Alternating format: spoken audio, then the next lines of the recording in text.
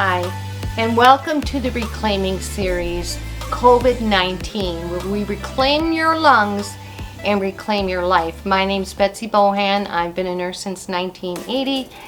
An LPN first that jumped right into a 3-year diploma school and ended up with an RN in 83. Lots and lots of experience, and have maintained my license and worked, and now I've been a nurse for 42 years. Although since about 2009 I was injured in home care, my vocal cords, some other functional injuries that haven't allowed me to go back to a regular job. However, my vocal cord specialist who did my surgery on my vocal cord said, Betsy, you could do YouTube. So it's taken me several years to figure it all out, but here I am just in time to instruct you. So I am going to be talking to you today about percussion and postural drainage. It is very important, and what it is percussion is basically percussing or clapping, making clapping motions, vibrating the outside of your body over your lung area. And its intent is to help move the secretions that are in those outer areas, especially in the little air sacs, into the little bronchioles, then into the larger airways, and finally up through the bronchus into the trachea, where we can expel it out our mouth. So that's percussion. I used to have to do that on patients. I was on a chronic respiratory floor where they all had chronic conditions in the beginning of my nursing, and then I've done percussion drainage, postural drainage for cystic fibrosis patients, and you had to do it very specifically, length of time, the drainage, the levels of how you place them. Now they actually have a specific vest that's electric that will do it, because it's very wearing on the hands, takes a lot of energy. And so that makes it easier for the cystic fibrosis patients and if they have caregivers. So that's percussion. I'm going to show you how to do it in different ways. My husband's going to join me later, and I will demonstrate on him how to percuss. But if you do not have anybody to help you, this is another method that I found out, because when my husband went back to work, I had to figure out a way that could percuss my back and get that fluid up and out. So we had this massage pad that had been in a chair, and I thought, hey, that's not quite like the vest they use for cystic fibrosis, but guess what? It does vibrate. Has these outer vibrating sections over the lung area, has a lower section that can get across those lower lobes. And so I would use this 20 minutes at least 4 times a day, sometimes more, and I would put it on the vibration part, but then it has a pulsating.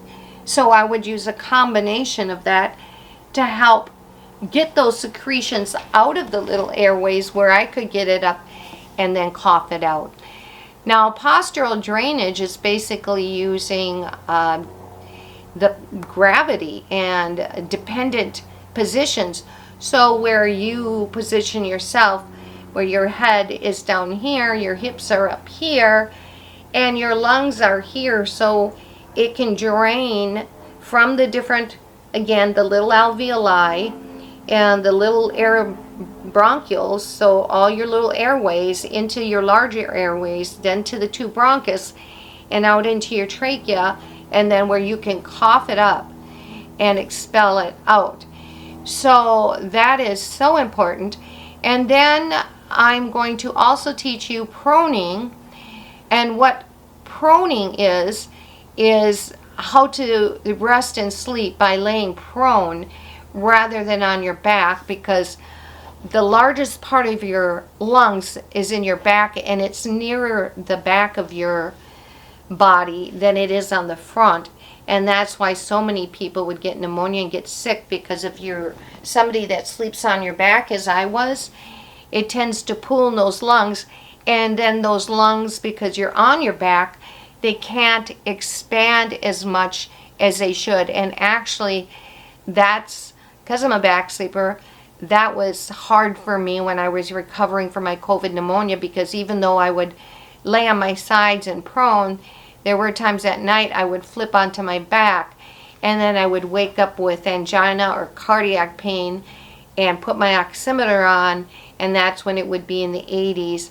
And I would then get up, deep breathe, do my breathing exercises to get my oxygen level back up, and then I would lay prone. And actually, folks, for most of my time, for many, many weeks, I had white lights in my room, the little white lights, because I didn't want to be in the dark.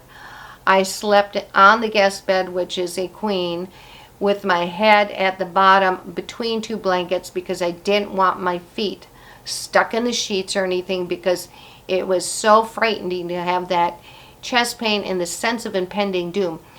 You know, my father died of a heart attack at 59, a sudden heart attack, and I remember him talking about the angina and asking me as a young nurse, is pressure same as pain? And then as a triage nurse on the phone or in the clinic, I would have to ask if it, you know, because pressure is, the pressure is another symptom of cardiac, your muscles being without oxygen. And pain is another one. You know, they have all the symptoms of cardiac, but those are some of the very typical symptoms. And we would always say, do you have a sense of impending doom? Well, I'm telling you, I know what that sense of impending doom is like, because I cannot count the times that I would wake up with the chest pain, my oximeter low, and that sense of impending doom. And I would tell my husband, and he remembers me saying it many times, honey, I feel like I'm dying. I'm dying. And not that I'm afraid to die. You know, I'm a woman. I believe I have a very committed Christian faith. I feel I'm going to heaven. I'm not afraid of dying. But it was that sensation. It's kind of like when you go on a roller coaster and you get that feeling where you lose your stomach. You don't plan on you're losing that feeling, that funny feeling in your stomach, but it just happens. Actually, I've told people, and I've told my husband, I said, I think that's God's kindness to warn people, to let them know, like, hey, warning symptom, you know, if you're not right with me, you know, you may want to get right, because these are like lights in the cockpit of a plane going on to say, you know, you better get things in order or you're going to crash. Well, same thing with cardiac pain. That cardiac pain is letting you know you're not getting oxygen to your heart, and you better fix it or it's not going to be good. So that's what I did. It took me a long time, months, to be able, I think for 6 weeks I slept with those lights on and positioned in the bed like that between two blankets with my feet sticking out so I could get up. And then I finally turned the lights off, but I slept another 2 weeks like that. And then I finally was able to move in the bed under the sheets, because my oximeter was going up more during the day. I wasn't having as much, waking up with as much chest pain as often, and with as low oximeter readings, because I was getting better. So, I can speak from experience, but I thank God that I'm on this side where I can now help people. And that's always my goal, is whatever I go through, it's like I am trying to learn so that I can help others. All right, well, I digress. Let's get back on topic. And so I also want to teach you how to cough, because it's important to have a good cough to get that up. And you don't want to hurt your vocal cords by straining.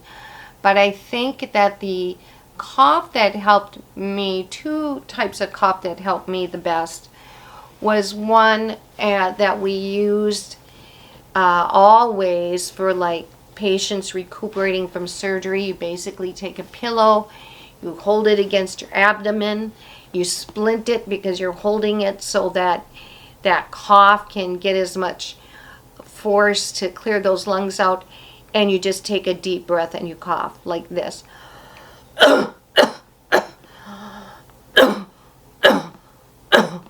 I would try to do 3. And I could even feel some phlegm coming up from that one. So splint. It's very important that you splint with a pillow because it helps supports that chest wall.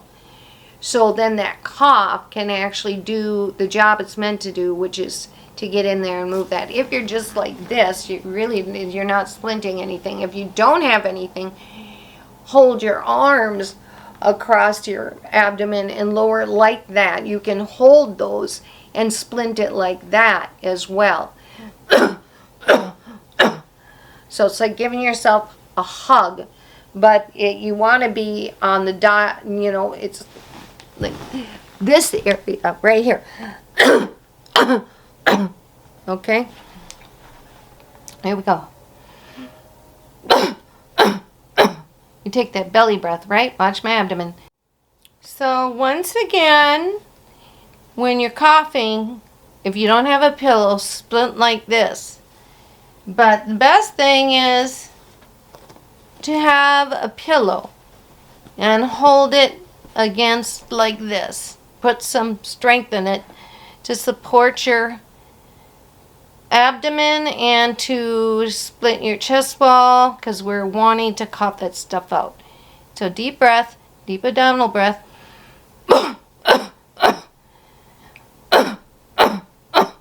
And you can kind of pull with that too. It's almost like you're giving yourself a Heimlich maneuver. The other type of coughing that I really liked is it's kind of, you take a deep breath and then you let it out just a little bit at a time, 3 times, and then it kind of stimulates a cough at the end. So I'll see if I can demonstrate here.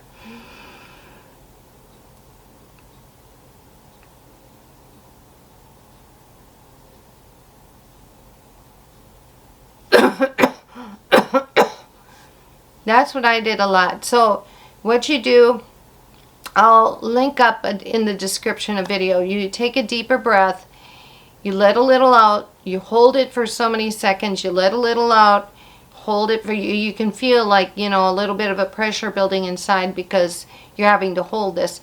And then on the third one, you cough. Okay? Again, the goal of coughing is to move the secretions up and out of your airways so that you can get oxygen in all the way through your bronchioles into the little air sacs so it can exchange with the capillaries and they can release the CO2 that you breathe out, and then they'll get the oxygen that you breathe in. Okay, so that's the whole deal. So I will be linking some of my favorite YouTube descriptions in the description box that helped me. But this will help you. Okay, we're going to go into the guest room now. Thank you for your patience. I just want to make sure that you're understanding how to do it. And as far as when to do it, I would do it 4 times a day. You know, morning, get up and do your coughing and your lung tea. You've already been laying down, so sometimes you'll cough more in the morning because you've been laying down at night and it's kind of pooled. Secretions may be pooling in your lungs. So don't be surprised if you cough more in the morning.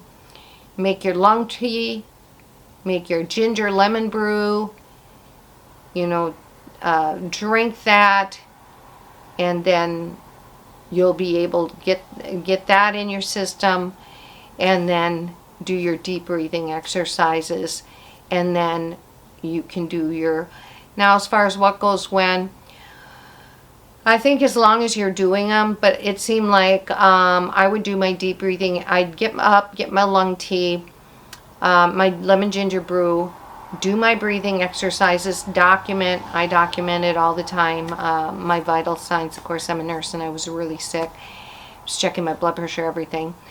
But document your responses, document your oximeters, and keep a track on those. And so I would do my lung tea, my breathing exercise, and then probably a little bit more in the mid-morning, I'd do some percussion and postural drainage. and then again before lunch, not after lunch. And I did intermittent fasting. You'll have to talk that over with your healthcare provider as far as if that intermittent fasting would be good for you or not. I used it. I believe in it. I've done it for the last 3 years, but I've done fasting over 30 years. And for the last 10 years, I've fasted one day, just a water fast, one day a week. And with longer fasts during the years at times, different times. Alrighty then. Okay, we will go into the room and I will do some demonstrations there. One thing I'm just thinking about that I do want to clarify. When I was really sick and I started taking a combination of medicines that I knew would help and believed by research would help, along with the medications that my urgent care doctor gave and the supplements and all that I was doing, it probably took me about 10 to 11 days. Now, I was on a second dose of the methylprednisone packet, and thankfully that prednisone kind of gave me wakefulness at night. But when I did my breathing exercises, I was up during the night. I don't think I slept more than 1 to 2 hours for about 10 to 11 days until I really started feeling a change and getting better, because I was very sick. As I said, somebody at church asked my husband, was there a time that you thought Betsy could die? And with tears in his eyes, he said yes. And I knew there were multiple times I felt like I was dying, but I knew what to do. So again, too, please, like I said, I'm not a doctor.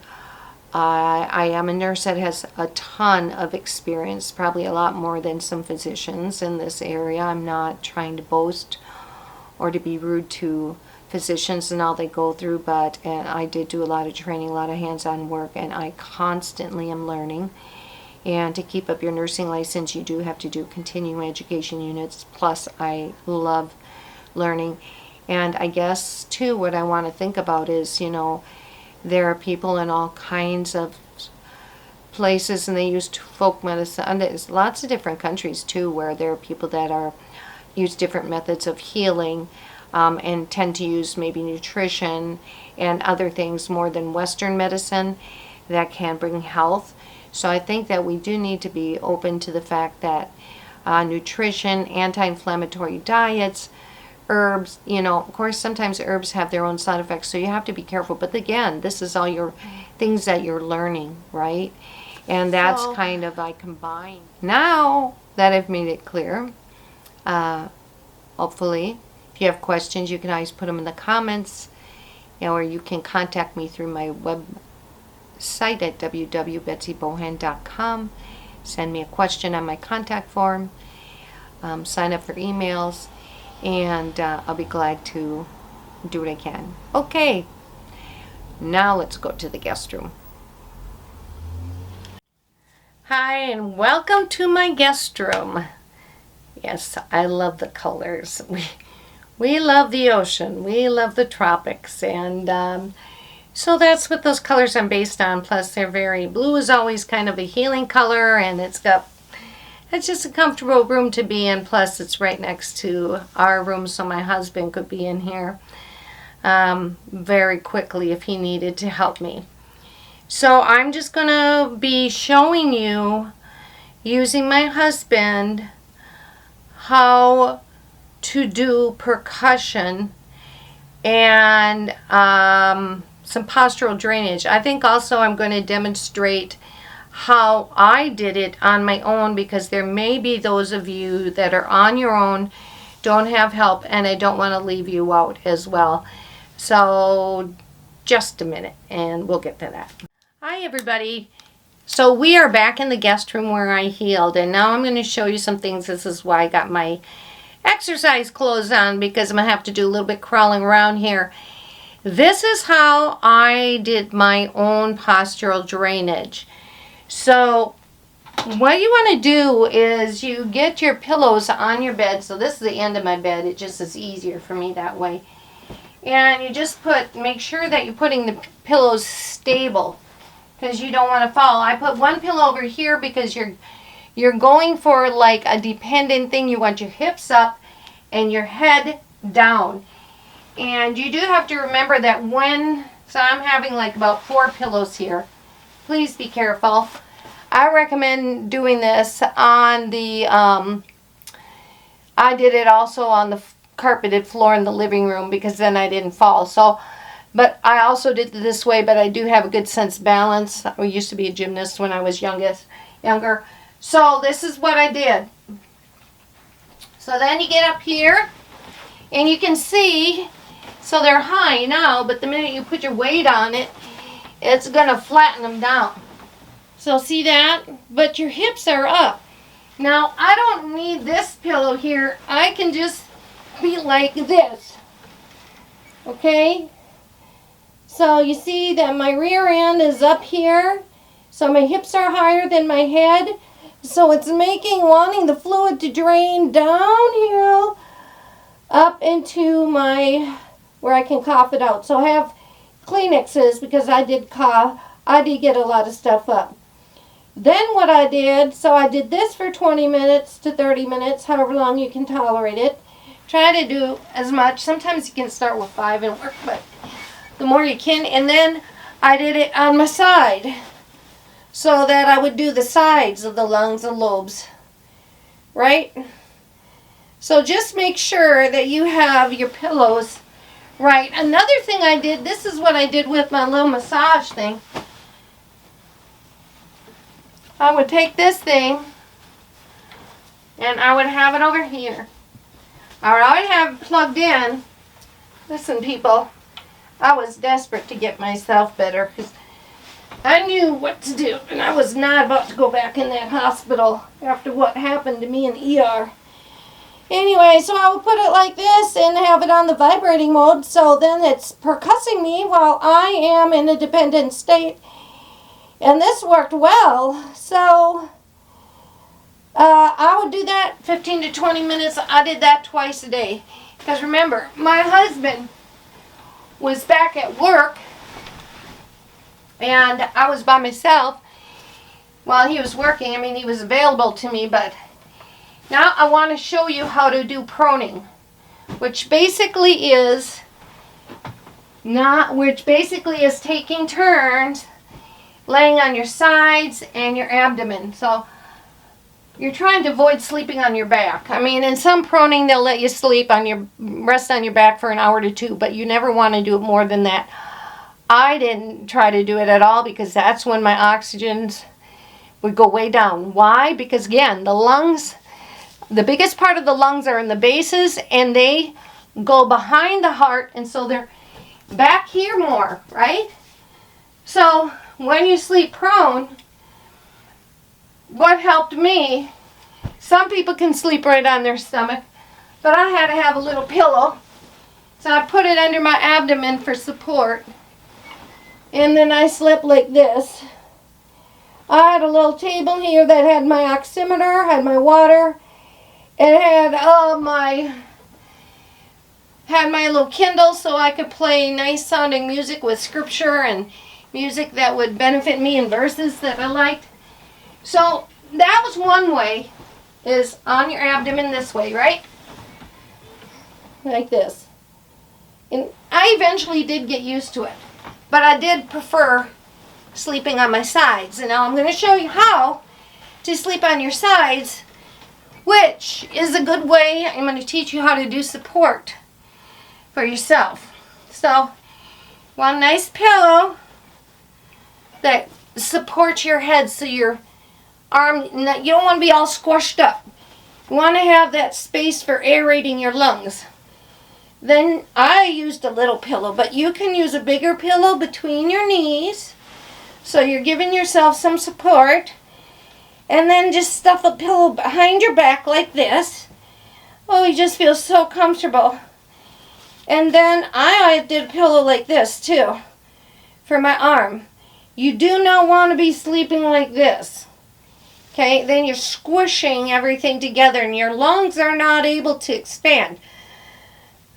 The whole goal of this proning is to make it so that your lungs are expanding as much as possible and your fluid is not pooling in those bases, right? So you're going to sleep. This is so comfortable. I could fall asleep now because I don't get much sleep at night because of my hip pain. Woo, surgery, June 27th, coming up. Really, my goal was to get all these done for you so that while you guys are reclaiming your lungs, I can be reclaiming my left hip action. Alright, so here you go. You put your pillow there. Oh, this is so comfy. Anytime you want to feel snuggled or supported, or you got back problems, or if you have hip problems too, it is so important to have these pillows to be able to support you, to hold your body in alignment, to make it so that you're in the most conducive position for the functioning and healing of your body, right? So you want to lay on, this is my right side, for a couple hours. Then you change and you lay on your abdomen as I showed you for a couple hours. Then you go to your other side, so the left side, for a couple hours, and you would position the pillows like this only as when you're on your left side. Then back to your abdomen for a couple hours. That's 8 hours of sleep. Some people that talk about proning will say you can take time on your back for an hour or two. I did not really do that until my oxygen was getting better, because every time I slept on my back, that's when I would get the chest pain, my oximeter would go low, I wasn't breathing. I mean, my poor husband, he would hear me in here going, because I would do, and that's not going to hurt you. That's good too. When you're on your side, do your abdominal breathing 10 times. Remember, from your abdomen. I like to purse lip breathe because that kind of helps. Well, it helps asthmatics a lot too, because it helps so that you're not, just helps to keep kind of that back pressure in the lung to keep those airway open. So breathe in your abdomen and blow out through your lips, or purse lip breathe.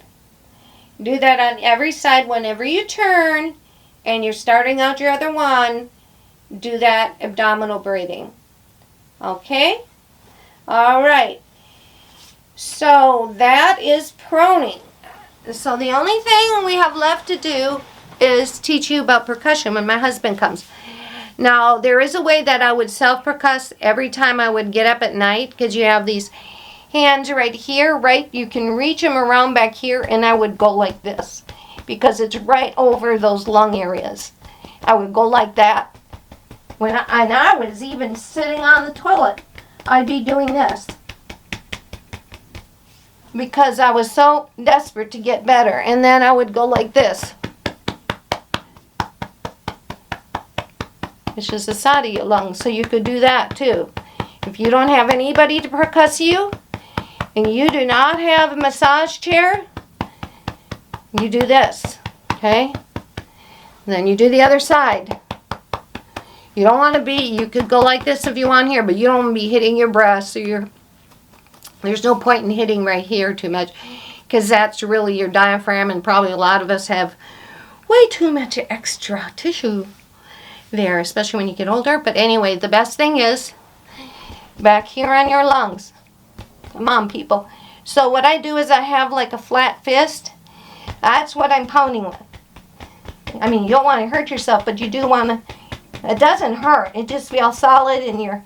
But that's shaking those lungs. It's helping to knock off that junk that's in there. And then again, this, right? Alrighty then.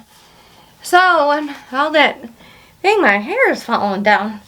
Anyway, when my husband gets home, I will show you how to percuss somebody else. That's just the basics, okay? So until that time, meet me back here in my guest room. Hi and welcome back, and this is my hubby. His name's Ron, and he is going to be the patient or be the one that I'm demonstrating percussion on, and we're just going to use this a little bit in the guest room. So honey, if you could lay down on your side facing the camera, please. And your legs this way, please.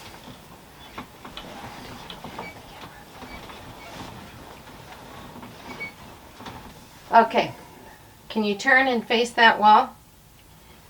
You should face the camera. Yeah, but I thought your head would be on the other side. Okay, perfect. Okay, so let me just put this camera down just a little bit more now that he's on the bed. The whole process that we're going to do is, once again, we're trying to vibrate the chest wall so that the secretions fall off, get into the airways, move up the airways, up into the bronchi, into the trachea, and you can cough them out. So how you want your hands is like little cups, okay? They're just like little cups. So when you're trapping the air, and you're going to go like this on the person, and you need to make it solid, but you don't want to like bruise them or anything. So you can start with them on their side like this, and I did show you how to do postural drainage. That's another way you want to do it, is if you can get the person, I'm not going to do it here with my husband, but you get the person's hips up higher. Sometimes if you have an incline table, you can do that at about this level. You don't ever put them like that, but at this level you can do that, and if it's stable. And you just want to go along the side here of their back, okay, and their side. You're not gonna do the front of their chest. You're basically gonna do the sides of their back, and you're gonna be going like this.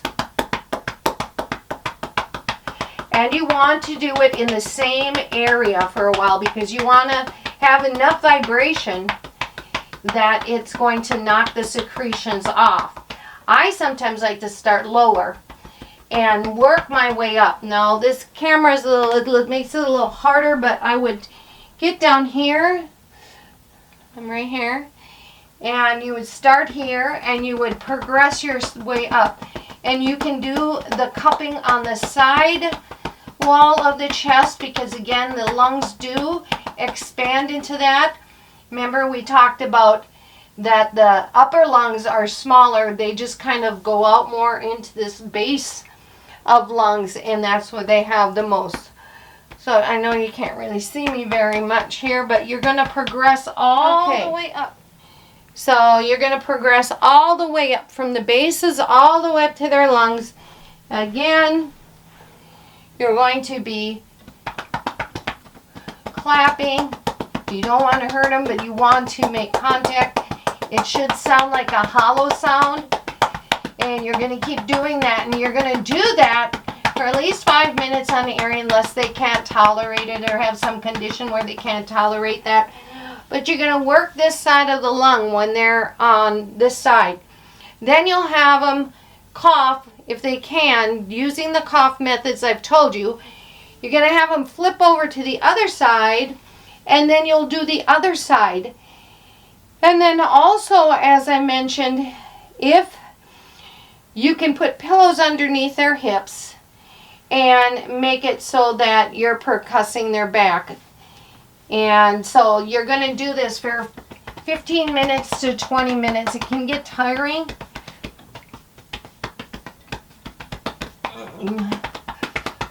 So really it's in one area, but you know, it's all going to be helpful because you're trying to knock that off.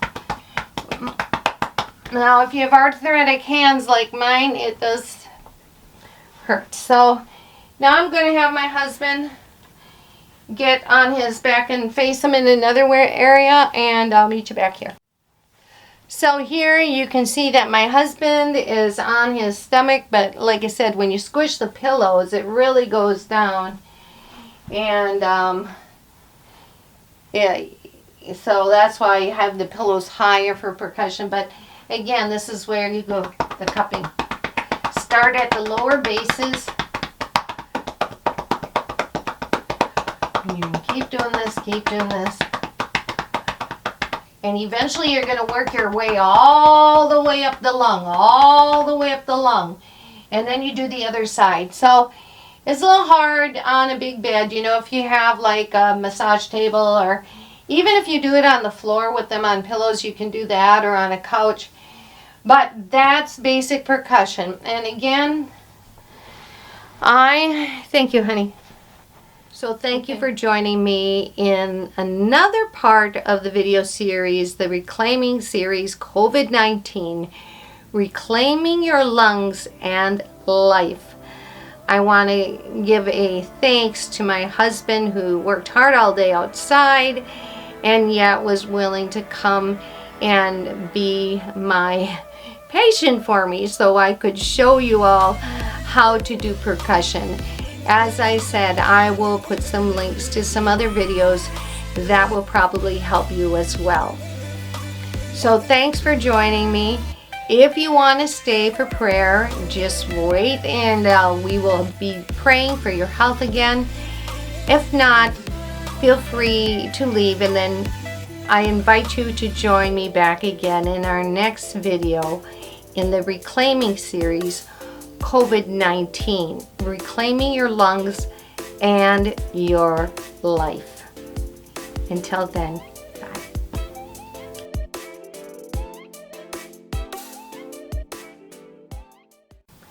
Thank you all for joining me for prayer. How appropriate to be praying here in the guest room of my home, where I healed up from COVID pneumonia, but also where I spent some very scary moments.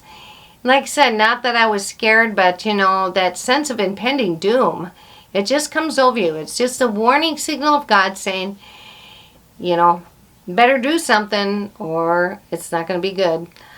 Alrighty, let's pray. Dear Heavenly Father, I come before you on behalf of these people that are watching on the other side of the camera, and they have such needs, Lord. Such needs. I don't know how they've suffered and what's going on, but I certainly care, and that's why I've taken the time to make these videos, trying to get them out before my hip surgery so that they can be of use for them. And I am praying, God, that you would help them to be able to gather the information, utilize this information to help them heal and help their loved ones heal. Lord, I wish and pray, not wish, because I know you're a mighty God. I don't have to wish for anything. I'm asking you, Father, that you would not only heal them, but that you would give them a hope in you. If they don't have never known you, or maybe they didn't even think there was somebody like you or a God that existed, I pray that you would reveal yourself to them. Because really that's the most important thing. Not even necessarily healing, because you know what, Lord, if there's anything I've learned, it's physical healing is one level, but there's a far more important healing that goes all the way through the mind, the soul, to the spirit. So I pray you be with these dear ones. I pray that you would help them to get better. Supply their needs and what they need. Let them know they're not alone. Help them to reach out to you and to reach out to others. And I ask it in the mighty name of Jesus, my beloved Savior and Lord, King of Kings and Lord of Lords. Okay, well, that ends this video. And for the rest of the series, I am going to be sharing my own story, which I think you might be interested in, and what really prompted me, what happened to me. And then what prompted me, of course, to do this video was what I experienced. And then I'd like to share an open letter that I wrote regarding the healthcare in the United States regarding COVID. And I hope you'll watch that as well. So, all the best to you. You are my thoughts and prayers. And may God give you recovery, and may you reclaim those lungs, and may you reclaim your life from the damage that COVID did. Thanks for watching. And until later,